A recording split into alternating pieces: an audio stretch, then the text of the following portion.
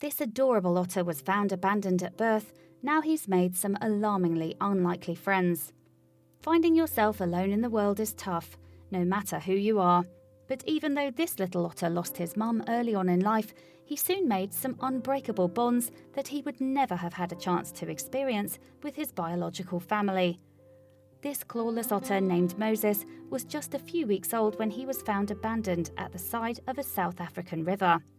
A passing police officer did spot the tiny pup, but wisely left the little animal alone in case the mama otter returned.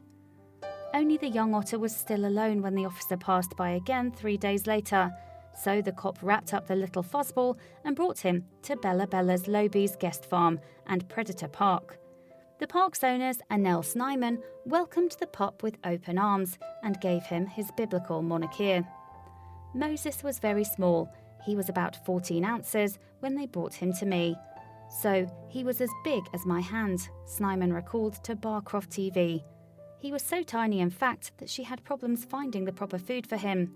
Therefore, she had to use alternative methods.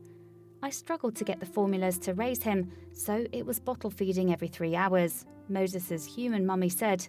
Although the otter flourished under Snyman's love and care, he was lacking one skill essential to his species that she didn't even realise he was missing. I thought otters can swim, it's instinct, and I took him to the water to the dam to see if he could swim.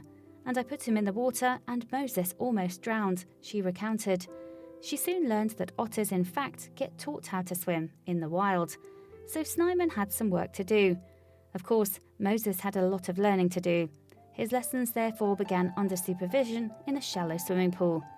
Snyman took the little otter to his training grounds every 4 hours to get him used to the water and gradually introduced him to deeper waters as his confidence grew. Once he graduated from the pool, Moses was ready for the next stage of his training, exploring the waters near the dam. Initially, Snyman only brought him to the shallows, but soon Moses was diving into the deeper waters around the dam on his own. Of course, Snyman was a proud mama. The first time he had a good dive, I was super excited, Snyman said. These days, Moses is a strong swimmer, but he also picked up some other skills along the way. For instance, he's great at making friends, and he has a very unusual social group to prove it. When Moses arrived at her park, Snyman was also looking after another batch of young animals who needed her help. Since the young group were all raised together, they became a family pack of sorts, one that just so happened to include a lioness, hyenas, and Moses the otter. Moses doesn't see himself as an otter. He thinks he's part of the family of the hyenas and the lions, Snyman explained. In fact, the large predators and Moses grew up play fighting, and they still rumble around even today. So eclectic friends are normal for the little otter. Moses was raised with a spotted hyena and a lion in the house with the meerkats, Snyman said. Some nights, Snyman even allows Moses to curl up in her bed, but she stresses the point that he isn't a pet. I will tell people, don't get an otter as a pet. Don't think it's a pet. It can bite you. It is a wild animal, she said. You don't ever know what's going to be next, so he can attack. It's a challenge to raise an otter, she concluded, and it is especially challenging to raise one around a lion.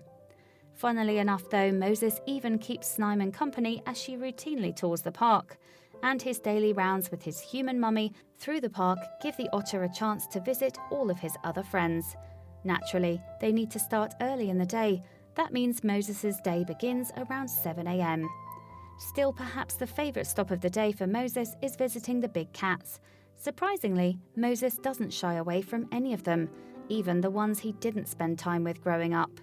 What's more shocking though is that they all seem to accept him as one of their own as well.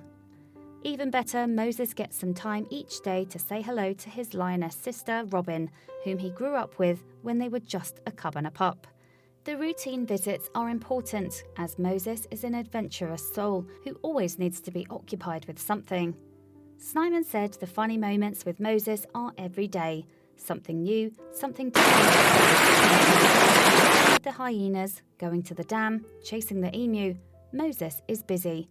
But although Moses leads a rich, full life at the park, Snyman doesn't expect he will stay with them much longer. He's not a pet. Moses can walk wherever he wants to. He's not in any enclosures and roams freely on the farm.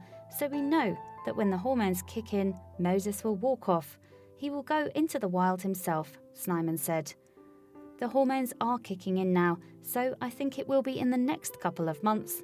He will go and explore, she explained. Of course, like any good mum, she wishes the best for her fur baby's future.